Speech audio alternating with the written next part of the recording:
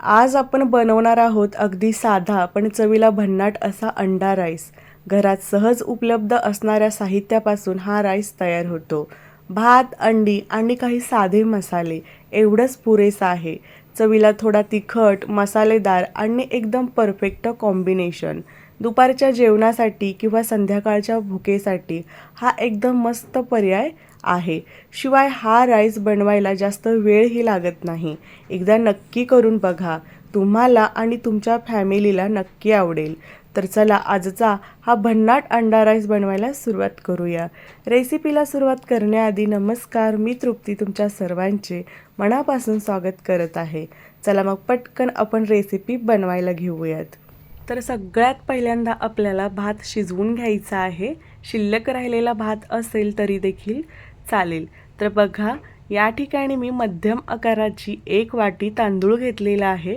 तांदूळ आपल्याला तोच निवडायचा आहे ज्याचा भात मोकळा सुटसुटीत होतो. तर या ठिकाणी मी बासमती तांदूळ घेतलेला आहे. तुम्ही या ठिकाणी आंबेमोहोर तांदूळ घेतला तरी देखील चालेल. तर बघा, आता हा तांदूळ आपल्याला स्वच्छ धुवून घ्यायचा आहे. तर हे बघा, तांदूळ मी स्वच्छ धुवून घेतला. आता आपल्याला यामध्ये तांदूळ बुडेल एवढं पाणी घालायचं आहे. पाणी घातल्यानंतर आपल्याला हा तांदूळ 15 ते 20 मिनिट भिजवून घ्यायचा आहे. तर झाकण ठेवून हा तांदूळ 15 ते 20 मिनिट भिजवून घेऊयात. तर हे बघा, तांदूळ मी 20 मिनिट भिजवून घेतला. बघू शकता, छान असा तांदूळ भिजलेला आहे. अशा प्रकारे तांदूळ भिजवून घेतल्यामुळे भात मोकळा सुटसुटीत होतो आणि तांदूळ शिजायला वेळ लागत नाही. त्यानंतर पुढे तांदूळ शिजवण्यासाठी या ठिकाणी मी तांदळाच्या दुप्पट पाणी गरम केलेलं आहे. आता त्यामध्ये गरजेनुसार अर्धा चमचा मीठ घातले. अर्ध्या लिंबूचा रस देखील घालूयात. तर अशा प्रकारे लिंबूचा रस घातल्यामुळे भात मोकळा सुटसुटीत होतो आणि पांढरा शुभ्र देखील होतो. तर बघा, त्याच्यानंतर मी यामध्ये जो आपण तांदूळ भिजत घातलेला होता तो पाण्यासोबत घातला. आता गॅस मोठ्या आचेवर करूयात. त्याच्यानंतर तांदूळ आपल्याला एकदा तळापासून हलवून घ्यायचा आहे. आता हा तांदूळ आपल्याला मध्यम ते मोठ्या आचेवर 10 ते 12 मिनिट शिजवून घ्यायचा आहे. तर तांदूळ शिजवत असताना किंवा शिजवल्यानंतर काही गोष्टी लक्षात घ्या. तर टिप नंबर 1, हा तांदूळ आपल्याला मंद आचेवर न शिजवता मध्यम ते मोठ्या आचेवर 10 ते 12 मिनिट शिजवून घ्यायचा आहे. त्याच्यानंतर टिप नंबर 2, तर तांदूळ आपल्याला 100% न शिजवता 95% शिजवून घ्यायचा आहे. जर तांदूळ तुम्ही खूप जास्त शिजवलात तर तो तांदूळ चिकट होतो. तर हे बघा, 95% भात शिजलेला आहे. खूप जास्त भात शिजवू नका. जर अजून 5% भात शिजवलात तर भात चिकट होतो. त्याच्यानंतर गॅस बंद करायचा आहे आणि यामध्ये थंड पाणी घालायचं आहे, जेणेकरून शिजवण्याची प्रक्रिया जागीच थांबेल. तर बघा, थंड पाणी घातलेलं आहे. आता आपल्याला त्यातील पाणी पूर्णपणे काढून घ्यायचं आहे. तर हे बघा, पाणी चाळणीच्या मदतीने काढून घेऊयात. त्यानंतर पुढे टिप नंबर 3, आता हा निथळलेला भात आपल्याला पूर्णपणे थंड करून घ्यायचा आहे. जेवढा भात तुम्ही थंड करून घ्याल ना, तेवढा जास्त भात मोकळा सुटसुटीत होईल. तर मी मागे बोलले होते, जर शिल्लक राहिलेला रात्रीचा वगैरे भात असेल आणि सकाळी तुम्ही घेतलात तर तो खूप जास्त मोकळा सुटसुटीत होतो. तर हे बघा, पाणी पूर्णपणे मी निथळून घेतलेलं आहे. आता जे निथळलेलं पाणी आहे ते आपल्याला भाजीसाठी किंवा कणिक मळण्यासाठी वापरायचं आहे. त्याच्यानंतर पुढे बघा, तर जे भातामधील पाणी निथळलेलं होतं ते मी दुसऱ्या भांड्यामध्ये ट्रान्सफर केलेलं आहे, कारण पाण्याच्या वाफेमुळे पुन्हा हा भात चिकट व्हायला नको.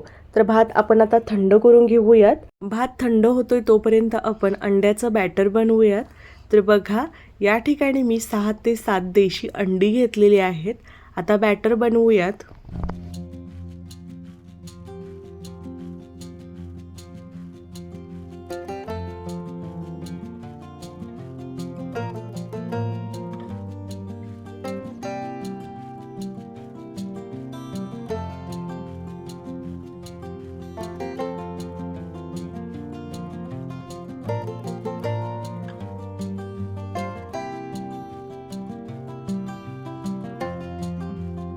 तर हे बघा, सगळी अंडी मी फोडून घेतली आता आपल्याला यामध्ये गरजेनुसार पाव चमचा मीठ घालायचं आहे.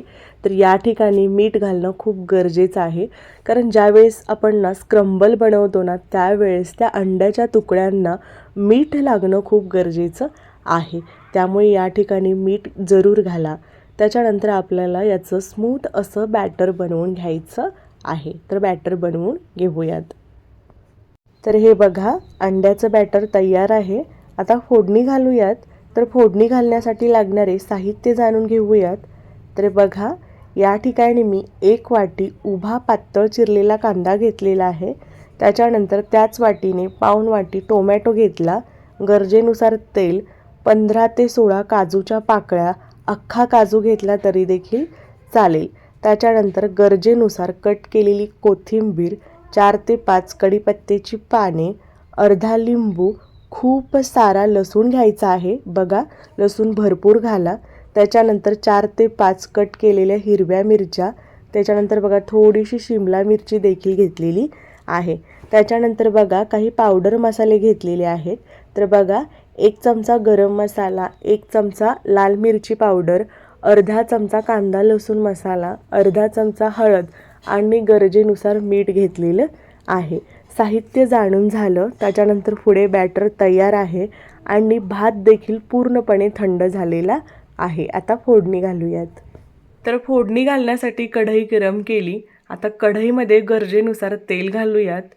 तेल हलकंसं गरम झालं की त्यामध्ये टोमॅटो, कोथिंबीर आणि लिंबू सोडून सगळं साहित्य घालायचं आहे. तर या ठिकाणी कॅमेरा माझा ऑफ राहिलेला आहे, ऑन करायचं मी विसरलेली आहे, थोडंसं समजून घ्या. तर बघा, हे साहित्य आपल्याला 1 ते 2 मिनिट परतवून घ्यायचं आहे. तर हे बघा, साहित्य मी 1 ते 2 मिनिट हलकं परतवून घेतलेलं आहे. आता आपल्याला यामध्ये टोमॅटो घालायचा आहे. तर बघा, टोमॅटो घातला. टोमॅटो घातल्यानंतर आपल्याला अजून 1 ते 2 मिनिट हे साहित्य परतवून घ्यायचं आहे. तर हे साहित्य लवकर परतलं जावं म्हणून आपल्याला या ठिकाणी थोडंसं मीठ घालायचं आहे. तर या ठिकाणी एक महत्त्वाची टीप लक्षात ठेवा. तर आपल्याला या भाज्या आहेत ना खूप जास्त परतवून घ्यायच्या नाहीत.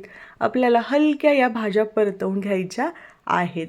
तर बघा, मीठ घातलं. मीठ घातल्यानंतर फक्त व्यवस्थित आपल्याला हे मिक्स करून घ्यायचं आहे. म्हणजे पहिल्यापासून आपण हे 3 ते 4 मिनिट मंद आचेवर हे साहित्य परतवून घेतलेलं आहे. तर व्यवस्थित मिक्स करून घेतलं. आता आपल्याला यामध्ये अंड्याचं बॅटर घालायचं आहे. तर बॅटर घालूयात. तर हे बघा, बॅटर घातले. आता आपल्याला व्यवस्थित स्क्रम्बल करून घ्यायचं आहे.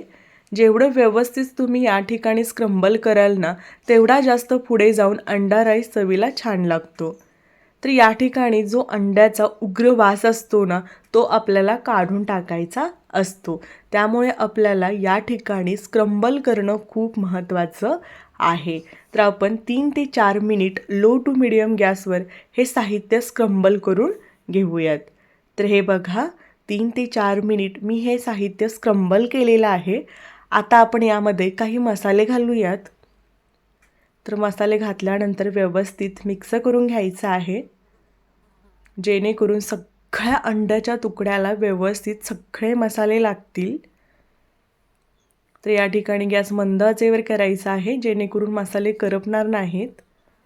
तर हे बघा, व्यवस्थित मिक्स केलेलं आहे. आता आपल्याला यामध्ये मोकळा झालेला, सुट्टा झालेला भात घालायचा आहे. भात घालूयात.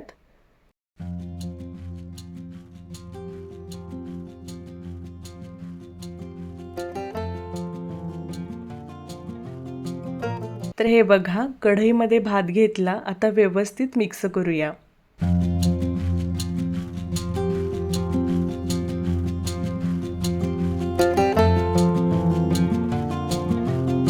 तर हे बघा, काही वेळातच अंडा राईस व्यवस्थित मिक्स करून घेतला. बघू शकता, फार मोकळा मोकळा झालेला आहे. बघता क्षणी तोंडाला पाणी सुटेल असा हा अंडा राईस झालेला आहे, खूप मोकळा मोकळा झालेला आहे. शिल्लक राहिलेल्या भातापासून किंवा मग एखाद्या दिवशी चपाती भाजी करायला जर कंटाळा आलेला असेल ना, ही झटपट होणारी रेसिपी एकदा नक्की ट्राय करा, तुम्हाला खूप जास्त आवडेल. तर बघा, अजून जास्त याची रंगत वाढवण्यासाठी ना आपण यामध्ये कट केलेली थोडीशी कोथिंबीर घालतोय. त्याच्यानंतर थोडासा चटपटीत हा राईस लागावा म्हणून यामध्ये अर्धा लिंबूचा रस घालतोय. तर हे बघा, चटपटीत अंडा राईस तयार आहे. आणि जर तुम्हाला चायनीज टाईप जर हा अंडा राईस बनवायचा असेल ना, तर यामध्ये 1 चमचा चिली सॉस, 1 चमचा सोया सॉस आणि अर्धा चमचा व्हिनेगर घाला. बघा, त्याची चव अगदी चायनीजसारखी लागेल. तर बघा, तयार आहे आपला झटपट होणारा चमचमीत चटपटीत अंडा राईस. खरंच सांगते, एकदा बनवा, खूप मस्त लागतो.